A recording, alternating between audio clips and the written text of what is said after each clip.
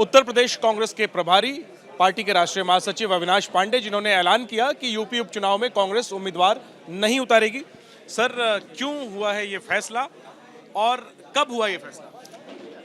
मैं समझता हूं कि ये फैसला माननीय नेतृत्व के साथ में पूरी गहन चर्चा के बाद, जब हमने इस चीज़ के बारे में उन्हें बताया कि समाजवादी के नेतृत्व के साथ हमारी क्या चर्चा हुई, उत्तर प्रदेश की सामाजिक और वहाँ की राजनीतिक स्थिति क्या है, इन सभी विषयों को मद्देनजर रखते हुए ये प्रस्ताव रखा गया कि अगर हमें बेहतर तरीके से भारतीय जनता पार्टी को शिकस्त देनी है तो बेहतर होगा कि हम एकजुटता के साथ में और एक मत से लड़ें।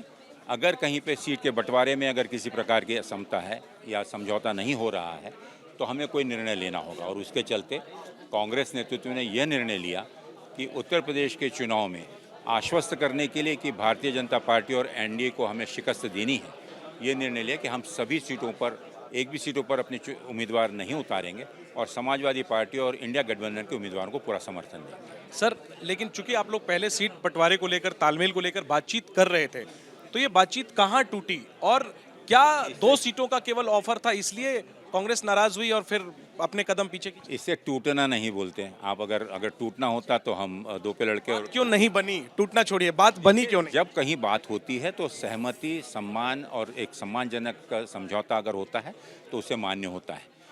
अगर कहीं पर सहमति नहीं होती है तो बीच का मार्ग निकालना होता है, और ये वो बीच का मार्ग है कि जहाँ पर हमने सहमति दी कि आप सब सीटों पर चुनाव लड़ें, हम आपको मदद करें। कयास है कि 2 सीटों का ऑफर था इसलिए आप लोग नहीं माने, इसमें कितनी सच्चाई? 2 सीटों का और 4 सीटों का नहीं था। निश्चित रूप से कांग्रेस ने जाहिर किया था कि हम 5 सीटों पर लड़ना चाहते हैं, तो 5 सीटों और 2 सीटों का तो फर्क भी बहुत होता है, और स्वाभाविक रूप से प्रदेश कांग्रेस कमेटी का और वहाँ का प्रदेश का नेतृत्व इस चीज़ को मान्य नहीं करना चाहता कि हम 2 सीट में लड़ें, और इसके चलते हुए उन्हें सहमति दी कि भाई हम बेहतर होगा कि हमें 9 सीटों पर इन्हें मदद करें और आश्वस्त करें कि भारतीय जनता पार्टी को एक ताकत के साथ में हम शिकस्त दें। चुनाव में और प्रचार में क्या कांग्रेस के बड़े नेता आप लोग दिखेंगे समाजवादी पार्टी के उम्मीदवार? सिर्फ बड़े नेता, लेकिन बूथ स्तर तक के हमारे जितने भी BLA, बूथ कमेटी, हमारे जिला कांग्रेस कमेटी, सबको लेकर बहुत जल्दी ही बैठकें होने वाली हैं, और हम इस चीज़ को आश्वस्त करेंगे कि कंधे से कंधा मिलाकर जो भी कैंडिडेट हैं समाजवादी के और इंडिया गठबंधन के, उनकी जीत को सुनिश्चित करें। और इंडिया गठबंधन में और कौन सी पार्टी है? समाजवादी पार्टी ही तो है। आपने प्रेस कॉन्फ्रेंस में भी लगातार कहा समाजवादी पार्टी और इंडिया गठबंधन, तो इंडिया गठबंधन में और कौन? गठबंधन में वहाँ पे छोटी पार्टियाँ भी हैं, वहाँ जो साथ में हैं छोटी छोटी पार्टियाँ भी हैं, दल भी हमारे साथ में हैं।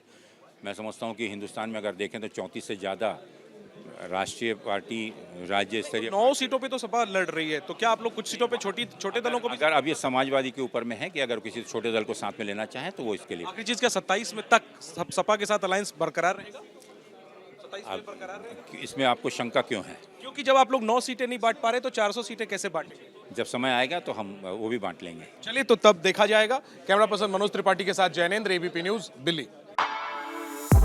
For exclusive and insightful videos, subscribe to our new channel, ABP Live Premium.